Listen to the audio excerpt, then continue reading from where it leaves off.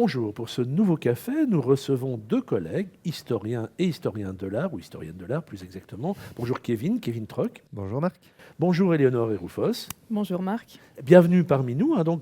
C'est un peu la tradition des cafés, ça nous permet d'explorer parfois des coins un peu moins connus et coins un peu moins connus de notre université. Alors on se connaît comme collègues, mais notre premier vrai contact professionnel, c'est quand on a aménagé ici au vin de la place du Parc et qu'on a demandé quelques illustrations autour de l'école et du passé de l'école. Et c'est finalement Éléonore qui a pu répondre à cette demande. Alors comment ça s'est passé ? Comme pour toute demande au niveau du patrimoine, j'ai reçu un mail avec une demande assez précise sur ce qui était recherché au niveau patrimonial. Et alors après la demande, de mon côté, je fais des fouilles archéologiques Oui. dans le contenu des archives et du patrimoine artistique en ce qui me concerne. Et puis je propose, en fonction de ce que je propose, je conviens toujours d'un rendez-vous pour que la personne qui demande puisse voir un peu ce que je propose comme patrimoine. Et puis une sélection est faite. Et en fonction de ce qui est demandé, on voit ce qu'on met en place après. Alors ça, c'est le côté quand tout roule bien, mais ce qui est étonnant, ce que nous, on a aussi découvert grâce à vous, c'est que finalement, on est assis sur des mines d'or, en tout cas des richesses patrimoniales, alors à la fois d'œuvres d'art, on vient d'un peu l'évoquer avec les photos, dont on ne trouve pas toujours exactement la source, on a plein de mystères autour de certaines écoles qu'il faut encore identifier. Et puis, alors avec Kevin, on connaît peut-être un peu mieux ce côté, puisque Kevin, il est parmi nous, je crois, depuis à peu près 6 ans. Oui, à peu près. Pour faire quoi à l'origine ? Alors, au départ, j'avais été engagé pour m'occuper d'une collection d'instruments scientifiques, mais qui n'est pas liée à l'université, qui appartient à la communauté française. Et on m'avait dit, si tu trouves quelque chose à l'université, tu peux t'en occuper. Et tu as trouvé ? Et ben donc, j'ai cherché, j'ai d'abord été à la faculté polytechnique, et là, évidemment, il y a plein de choses, des milliers et des milliers d'objets anciens, dont certains datent du 19e siècle. Voilà, donc ça a été la découverte d'un riche patrimoine que personne ne soupçonnait, parce que tout le monde pensait qu'il n'y avait rien du tout à l'université. Comme tu l'as dit Oui. en préparant l'émission, les Allemands avaient tout pris en 14. C'est ça, on m'avait dit, il n'y a rien à la Polytechnique, on n'a rien à l'université, tout a été pillé pendant les deux guerres, mais c'est pas vrai. Il y avait énormément de choses à découvrir et à redécouvrir. Qu'est-ce qu'on peut trouver, par exemple, à Polytech Alors surtout des objets scientifiques qui sont liés à tout ce qui était enseigné et qui est toujours enseigné à la Polytech, du matériel, des anciens instruments de mesure électrique, des gyroscopes pour tout ce qui est mécanique, même des modèles cristallographiques pour tout ce qui est lié à la géologie, à la science des matériaux, etc. À profusion. Ah oui. De tout type, avec tout type de matériaux, que ce soit en laiton, en plastique, et de toutes les époques. Et tu m'as aussi dit que ça permettait aussi de mieux comprendre l'évolution finalement de l'enseignement. Ça fera d'ailleurs l'objet d'une communication bientôt. Oui, tout à fait. En fait, grâce à la collection d'instruments scientifiques, on peut voir l'évolution des méthodes d'enseigner ici à l'université. Tu donnais l'exemple de la Polytech. À la Polytech, on voit bien, par exemple, qu'il y a une césure avant et après la Première Guerre mondiale, où la matière d'enseigner après la Première Guerre mondiale est totalement réformée et on change complètement d'instruments scientifiques qui sont acquis, qui sont utilisés par les étudiants et par les chercheurs, et ça se voit dans les collections. Mais ça, on ne va pas en dire trop parce que Non, c'est quelque un chose secret qui va pour le moment. qui va sortir cet été. C'est un petit teaser, oui. Voilà, Oui. dont on parlera. Alors, c'est facile, on arrive, on passe au secrétariat de la faculté, par exemple, et on demande l'inventaire du matériel. Non, ça n'existe pas. En fait, ce sont des objets qui sont pour la plupart obsolètes, qui ne sont plus utilisés, et que les techniciens ou dans les laboratoires, on les place dans des armoires vitrées ou fermées, dans des caves, des greniers, enfin, dans des endroits où ils ne gênent pas, mais on n'avait pas envie de les jeter, donc ils ont été conservés. Et donc, ce que je fais, c'est je prends contact avec les différents laboratoires, généralement avec le chef de service qui me renvoie vers le technicien du laboratoire, parce que c'est celui qui connaît le mieux son laboratoire, et on fait la visite des locaux. Et en faisant la visite des locaux, je demande qu'est-ce qu'il y a, etc. On ouvre tous les placards, justement, toutes les caves, toutes les portes. Et en fonction de ça, je note ce qui est disponible dans le labo. Et quand j'ai le temps, alors là, je reviens faire l'inventaire, où là, j'identifie vraiment tous les objets. Alors, il y en a certains qui sont bien conservés, il y en a d'autres, ils sont très poussiéreux ou totalement oubliés. Et généralement, pour les plus anciens, plus personne ne sait à quoi ça servait. Donc, c'est vraiment tout un travail d'enquête très fouillé, très minutieux. Il faut jouer à l'Indiana Jones, en Ah fait, oui. voilà, pour retrouver vraiment le patrimoine de l'université. Et puis toi, tu es historien, donc c'est aussi un Oui, travail complémentaire avec nos collègues ingénieurs, physiciens, c'est quand c'est ça. à Polytech, par Oui. exemple. En fait, mon boulot, c'est je repère, j'identifie, je relis, j'ai une idée de à quoi ça sert, mais après, je fais appel à mes collègues du musée, généralement, qui sont eux, certains sont physiciens, chimistes, biologistes, et eux, alors, ils vont pouvoir étudier plus précisément le mode de fonctionnement de l'objet et parfois même le refaire fonctionner dans le cadre d'activités qu'on fait au musée ou ailleurs dans l'université. Oui. Alors le musée, c'est l'occasion de voir évidemment un certain nombre d'objets que tu as pu traquer, Mhm. retrouver, reconstituer, Oui. mais ça représente... Ah, c'est une infime partie. Le musée, en fait, généralement, on peut exposer peut-être 1% de ce qu'on a. Et encore, quand on ne fait pas, quand on n'emprunte pas des pièces pour d'autres choses. Donc, au musée, c'est juste une infime partie qui est exposée.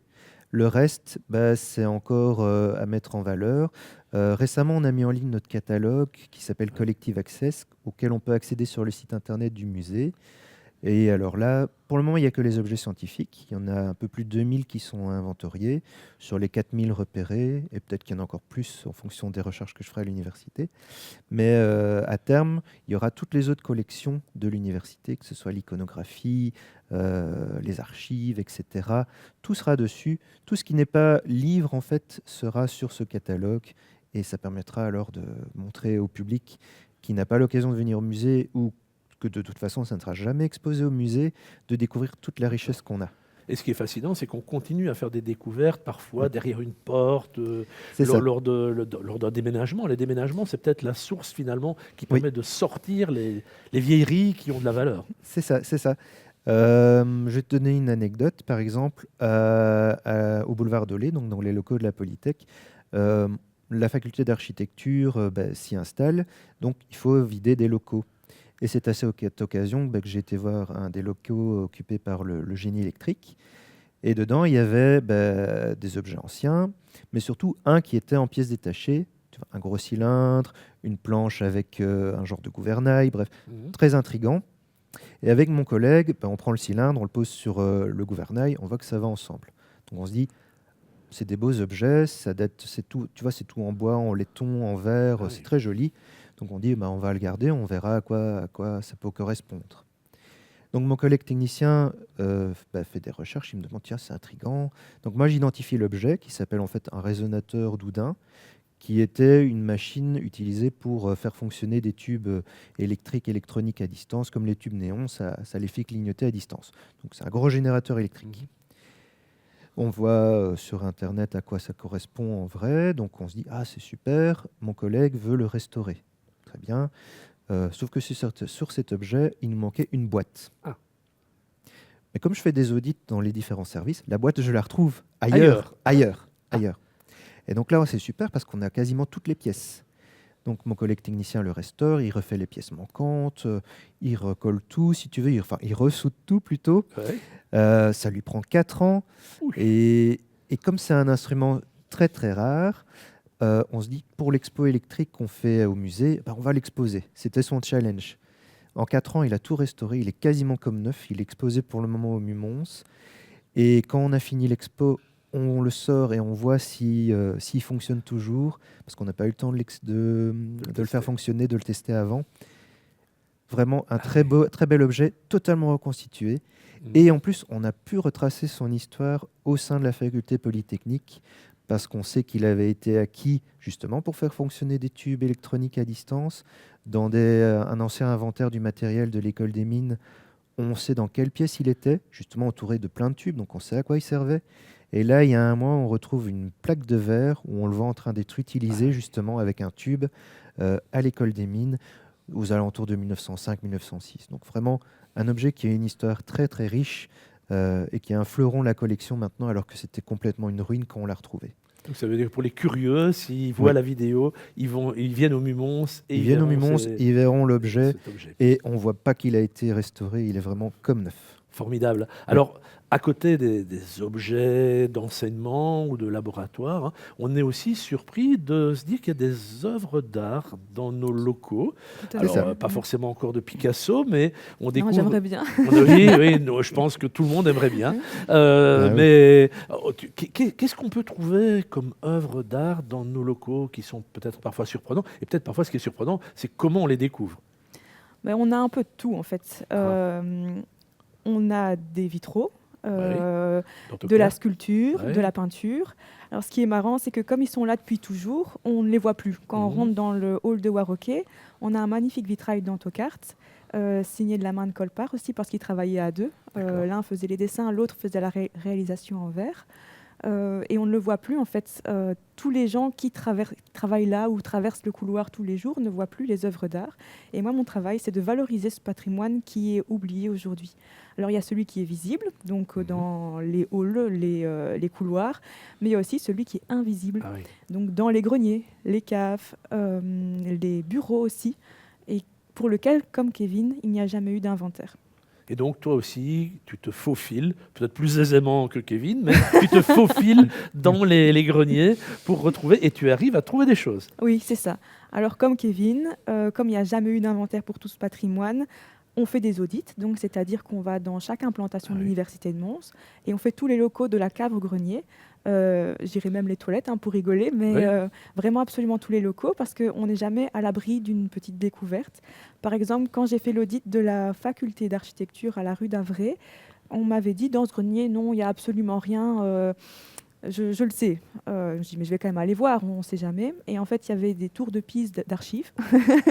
Et il y avait 2 tableaux à côté d'un sac de plâtre Oui. qui était là depuis je ne sais pas combien de temps.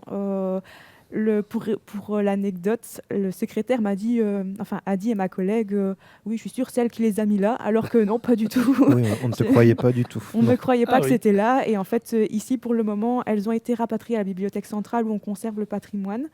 Et elles sont en restauration à la Cambre parce qu'on a un partenariat avec eux pour tout ce qui est restauration d'œuvres d'art. Mhm. Donc elles devraient revenir ici au mois de juin après un bon nettoyage et même des raccommodations parce qu'une était déchirée. Ah oui. Mhm. Et bon, on peut peut-être faire un petit défi pour nos collègues de Warroquet et de Polytech, pour Dolé et pour Warroquet, c'est finalement que représentent les deux vitraux. Hein, on va les laisser, Oui. les On va laisser les laisser réfléchir à réfléchir ça, et passer répondre. devant tous les jours, qu'est-ce qu'ils représentent. Mhm. Hein. Et oui. Et peut-être, il y a un des deux vitraux qui a une histoire un peu étrange. Moi, j'ai toujours pensé que c'était fait pour ce bâtiment à Dolé, mais il n'a pas été fait pour ce bâtiment. Non, du tout. Au point de départ, il était dans la salle des bains-douches des ouvriers des charbonnages de Hanzy Pomerol, en fait. Ah oui. Et lorsque le charbonnage a été détruit, quelqu'un a voulu sauver le vitrail parce qu'il aurait été détruit avec le charbonnage, Ah oui. en fait. Et donc l'IRPA l'a récupéré pour le restaurer. Et après, la question a été de où est-ce qu'on va placer ce vitrail. Donc la liaison avec la ville de Mons a été vite faite, étant donné que Antocart a étudié à Mons et est une figure emblématique artistique à Mons. Mais dans quel bâtiment ? Et le choix s'est porté sur la faculté polytechnique au boulevard Dolé, parce qu'en fait, l'emplacement correspondait à la forme du vitrail qui est assez particulier, parce qu'il est formé de 4 pièces, un hémicycle supérieur et 3 rectangles inférieurs. Et ça correspondait tout à fait au hall d'entrée de la faculté de polytechnique. Donc, fameux coup de bol. Oui, Hein. c'est Il y ça. a d'autres œuvres Mhm. aussi, je pense. À Oudin, les grandes peintures, là, elles n'étaient pas non plus faites pour être dans ce bâtiment à Non, du l'origine. tout. Elles ont été récupérées après l'exposition qui a eu lieu en 1910 à Bruxelles, internationale, hein, c'est ça Oui, Expo universelle et Universelle. internationale, oui. À Bruxelles. Et ce sont toutes des œuvres, des énormes toiles en fait, qui représentent les différents charbonnages de nos régions et qui ont été déplacés et exposés dans les couloirs de Houdin. Donc, plein de lieux à aller visiter où donc Oui. l'expo permet Il y a de la peinture, de la sculpture, parfois des sculptures assez comiques qu'on retrouve parce que, comme on disait tout à l'heure, gardées dans les locaux depuis toujours, elles perdent un peu de leur valeur en fait, et certaines ont été taguées Oui, elles ont leur avec petite vie avec les étudiants. les étudiants et puis même Oui. aussi les employés UMONS avec des petits sourcils ajoutés en noir sur le plâtre. Mais bon, c'est ça qui fait aussi l'histoire de l'œuvre au final. Elle vit à l'université. Oui, là. c'est Bon, ça. c'est pas Bah, pour inciter les collègues ouais. à rajouter Non, du des... tout. non. C'était le bus de Mackay, qui était un ancien directeur de l'école des mines. Ça lui correspond bien parce qu'il ne devait pas être non plus très Ah. sympathique. Donc voilà. Regard sévère, Oui, accentué c'est ça. sur Oui, la, oui, oui. sur le. Ça nous permet comme ça de brosser très, très rapidement, en un Mhm. petit quart d'heure, comme on le fait toujours avec les cafés, de l'intérêt finalement de ce que recèle notre université à côté de ce qu'on en sait, hein, et même les caves de la faculté de psycho. Je pense aussi retrouver une œuvre plus contemporaine, je pense, hein. Oui, c'est ça. Oui, donc C'était- on n'imagine pas toujours, et Mhm. c'est souvent lors des déménagements, des déplacements, etc., qu'on retrouve tout ça. Alors il y a aussi un fonds qui nous intéresse en éducation, c'est le fonds de l'enseignement. Qu'est-ce que c'est ce fonds? Qu'est-ce qu'il y a dans ce fonds? C'est un fonds qui s'est fait progressivement, qu'on a nommé Fonds de l'enseignement et dans lequel on a mis plein de choses. On a autant des manuels scolaires que des livres d'étudiants, donc des livres manuscrits d'étudiants. On a des photos, Oui. on a vraiment toutes sortes de choses. Maintenant, c'est un fonds qui nécessite qu'on travaille dessus dans les années à venir parce qu'il recèle plein de trésors qui pourraient être exploités. Mhm. Et donc ça, c'est peut-être un petit appel, hein. À l'Université de Mons, on ne forme ni les historiens, Ah, on ni n'a les pas de historiens fac de l'art, lettres, mais non. peut-être que pour des collègues, c'est une belle occasion, hein, et Mhm. parfois de rester parmi nous, d'exploiter les fonds que nous avons. Je pense que c'est aussi un appel pour les spécialistes des différentes disciplines. Je pense pour nos diplômés de sciences de l'éducation, c'est aussi Oui. une belle occasion d'aller explorer, de creuser une thématique, mais il y a du boulot, évidemment. Parce que toutes les collections, enfin tout le patrimoine, il est ouvert à la recherche, hein. Les chercheurs Mhm. peuvent venir Ouais. l'exploiter pour leurs travaux. Ça, c'est tout à fait possible. Et donc, si vous voulez faire vraiment connaissance en 3D de nos deux collègues et encore d'autres collègues historiens de l'art, c'est une belle occasion. Je rappelle aussi qu'on a une vitrine avec Phoenix Oui. qui nous permet de voir un certain nombre d'œuvres qui sont pointées C'est ça. oui, Et décrites. et décrites. Mhm. Voilà. Eh bien, merci en tout cas pour cette présentation. Alors, vous retrouvez, comme chaque fois, en dessous de la vidéo dans laquelle on a fait cette présentation, les différents éléments qui ont été évoqués par Kevin et par Éléonore. Et on se retrouvera très certainement pour une version plus longue où on ira explorer les réserves, les caves et les coins secrets de nos collègues des réserves précieuses et des réserves en général de notre institution. Merci et à bientôt. Avec plaisir, Marc. À bientôt.